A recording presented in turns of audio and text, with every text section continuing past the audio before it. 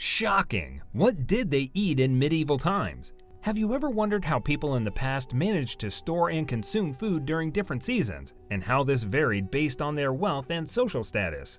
And did you know that there were some truly grim aspects to eating during certain times in history, such as scarcity, spoilage, and even potential health risks? Be prepared to be shocked and amazed as we delve into the world of medieval cuisine. You'll discover strange and unusual foods that were consumed by people of all social classes, from the humblest peasant to the wealthiest noble. You'll learn about the ingenious storage methods that people used to preserve food in a time before refrigeration.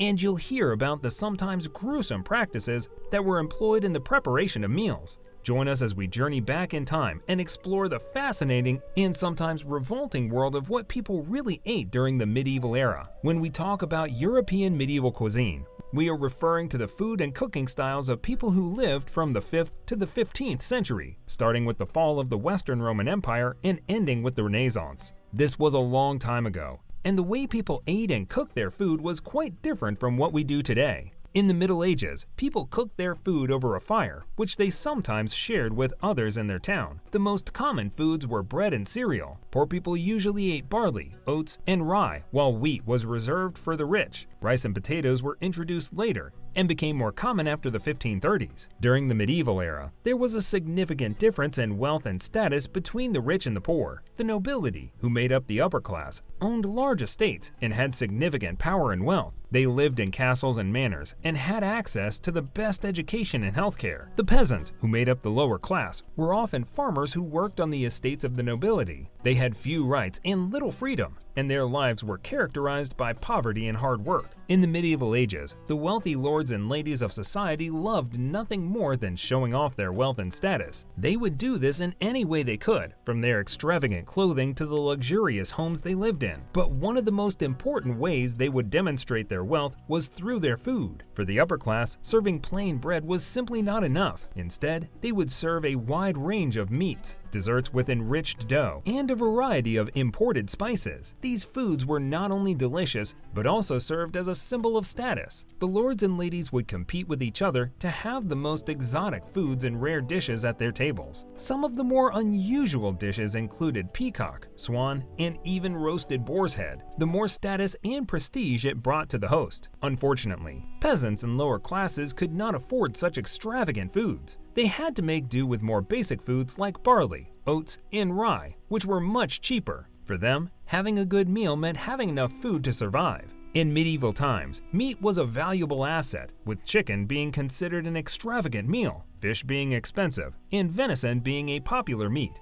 They also enjoyed fowls, which were reserved for the nobility.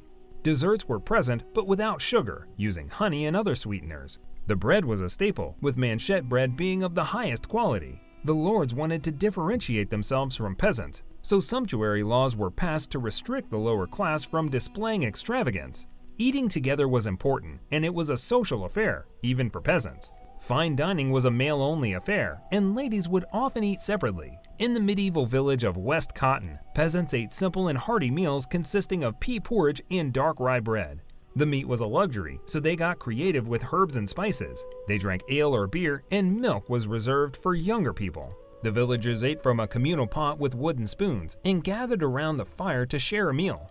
Berries, nuts, and honey were their only source of sweetness. Despite the hardships, the simple pleasures of food and drink brought the community together. The difference between the upper and lower classes were not just wealth and status, but also about the food they ate. The wealthy lords and ladies would indulge in exotic dishes that the peasants could only dream of, while the peasants would fill their bellies with the more basic fare. Have you ever wondered how people in the Middle Ages kept their food fresh before refrigerators were invented? Well, during the Middle Ages, people relied on various methods to preserve their food due to the lack of modern refrigeration and food preservation techniques. Drying was one of the most common methods used to preserve grains, fruits, and meat by removing moisture from the food. It could be stored for longer periods of time without spoiling. Salt was another popular method, which involved drawing out moisture from the meat and fish and killing bacteria in the process. This technique was widely used to preserve meat and fish and was considered the most common way of preserving food during the Middle Ages. Smoking was another technique that was widely used to preserve food. This process helped with fly prevention inhibited bacterial growth, and hastened moisture removal, making the food less likely to spoil. Pickling was another method used to preserve fresh food for months, infusing it with piquant flavors that enhanced its taste. Confits were yet another technique used to preserve food, especially fowl and pork. The process involved cooking the meat in its own fat and then storing it in a cool place for later consumption.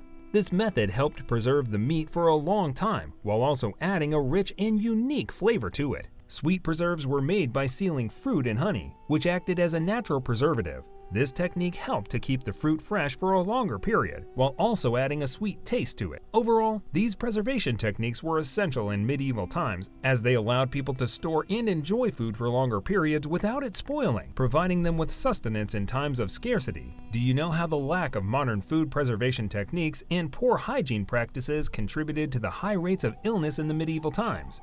In medieval times, food could spoil and go bad quite easily due to a lack of refrigeration and modern food preservation techniques. This meant that people had to rely on fresh ingredients and consume their food quickly before it spoiled. Additionally, food could be contaminated with bacteria, which could cause illness. One reason people may have gotten sick so often in the medieval times was due to poor hygiene practices. People did not have access to clean water and often drank from contaminated sources, which could lead to spread of disease. Additionally, people lived in close quarters with each other and animals, which increased the risk of disease transmission. There were also many social factors that contributed to illness in medieval times. For example, the lack of medical knowledge and access to proper medical care meant that many illnesses went untreated or were treated with ineffective remedies. Poor nutrition due to poverty and limited food options also weakened the immune system and made people more susceptible to illness. As for specific examples of why food was dirty or contaminated, some common practices include storing food in unsanitary conditions, using contaminated utensils and cookware, and handling food with unwashed hands. In addition, meat was often left out in the open air for long periods of time, which could cause it to spoil and become unsafe to eat. The lack of knowledge and resources in medieval times made it difficult to maintain proper food hygiene and avoid illness. Towards the end of the Middle Ages, more refined cooking techniques were developed, which became the standard for the nobility throughout Europe. This change introduced new ingredients like almonds, black pepper, saffron, ginger, wine, and vinegar, among others.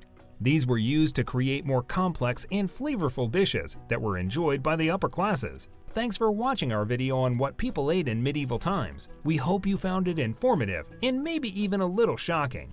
It's amazing to think about how different our diets and food safety practices are today compared to the past. If you enjoyed this video and want to see more videos like this, make sure to hit the subscribe button and turn on notifications. And if you have any suggestions for future topics, please let us know in the comments below. Until next time, bye!